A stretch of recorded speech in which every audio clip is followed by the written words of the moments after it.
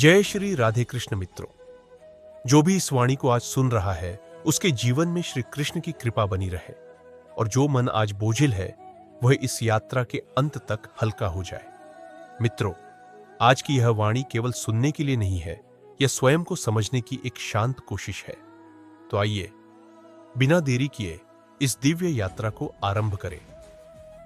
क्या आपने कभी महसूस किया है कि सब कुछ होते हुए भी मन शांत नहीं रहता और कभी-कभी बिना किसी बड़ी वजह के दिल भारी सा लगने लगता है? हम में से बहुत से लोग दूसरों के लिए जीते जीते खुद से दूर हो जाते हैं। हम मुस्कुरा तो लेते हैं लेकिन भीतर कुछ टूटता रहता है और यही से जीवन की सबसे बड़ी उलझन शुरू होती है। आज की इस वाणी में कोई उपदेश नहीं होगा, कोई भारी शब्द नहीं होंगे, बस मन, जीवन और सत्य की कुछ शांत बातें होंगी जो शायद आपके भीतर कुछ बदल दे।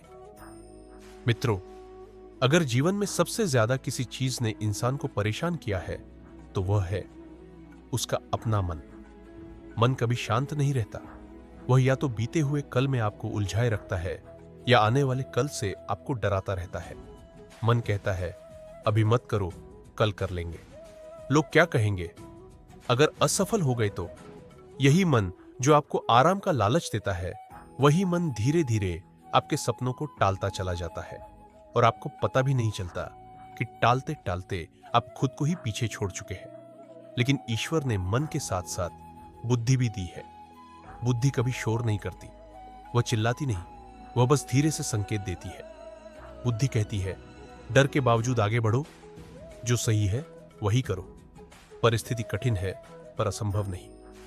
मन अंधा होता है, उसे केवल सुविधा दिखती है, लेकिन बुद्धि दूर तक देखती है।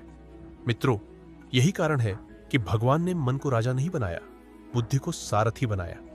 जिस तरह रथ का घोड़ा अगर मनमानी करे और सारथी सो जाए तो रथ दुर्घटनाग्रस्त हो जाता है, वैसे ही अगर मन निर्णय लेने लगे और बुद्धि चुप हो जाए तो जीवन दिशा खो देता है।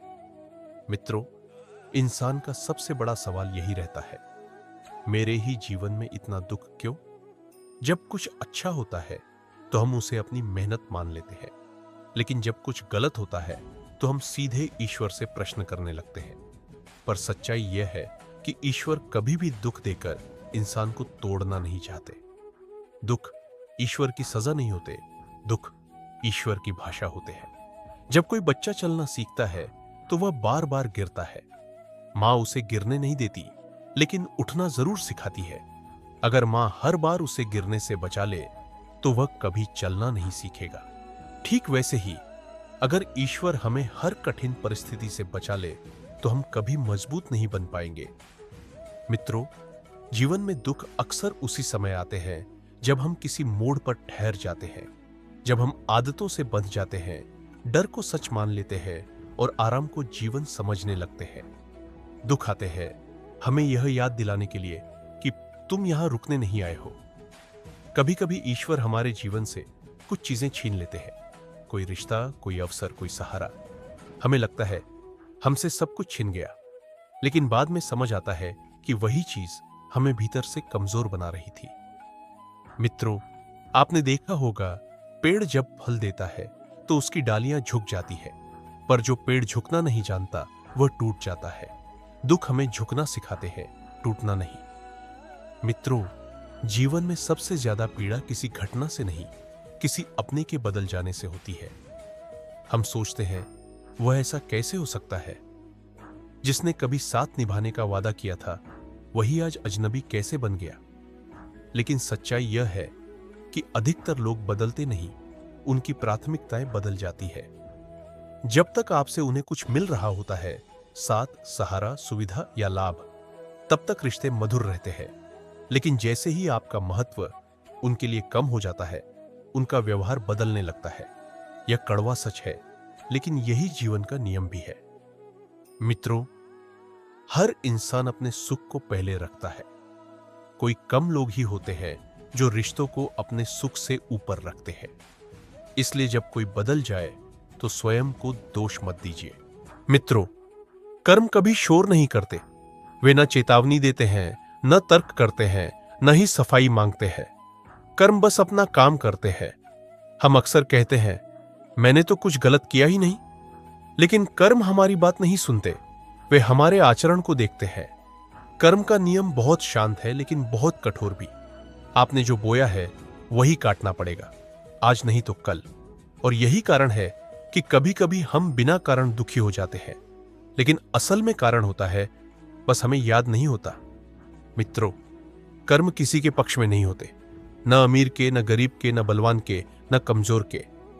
कर्म सिर्फ सत्य के पक्ष में होते हैं। इसलिए दूसरों के साथ व्यवहार करते समय यह मत देखिए कि सामने वाला कौन है, यह देखिए कि आप कौन बन रहे हैं।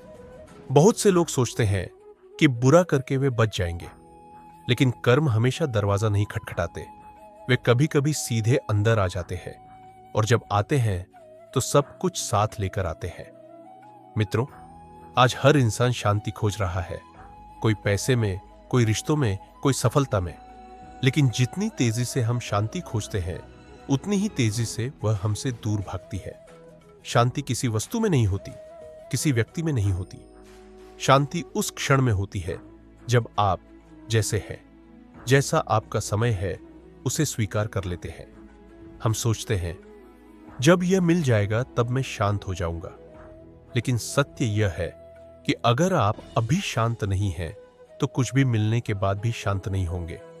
मित्रों, शांति संघर्ष के बाद नहीं आती, शांति स्वीकार करने से आती है। सब कुछ हमारे नियंत्रण में नहीं है। जब आप हर बात पर प्रतिक्रिया देना छोड़ देते हैं, तभी शांति आपके भीतर उतरती है, और जब शांति आती है तो जीवन हल्का हो जाता है। मित्रों, इस वाणी में कही गई बातें सिर्फ सुनने के लिए नहीं थी, इन्हें जीवन में उतारने की एक छोटी सी कोशिश कीजिए, क्योंकि जब मन समझने लगता है तो जीवन अपने आप सरल हो जाता है। आशा करता हूं यह यात्रा आपके मन को कुछ हल्का कर पाई होगी। हम फिर मिलेंगे एक नई वाणी के साथ। तब तक शांत रहिए, स्वयं से जुड़े रहिए और ईश्वर पर भरोसा बनाए रखिए। जय श्री राधे कृष्ण।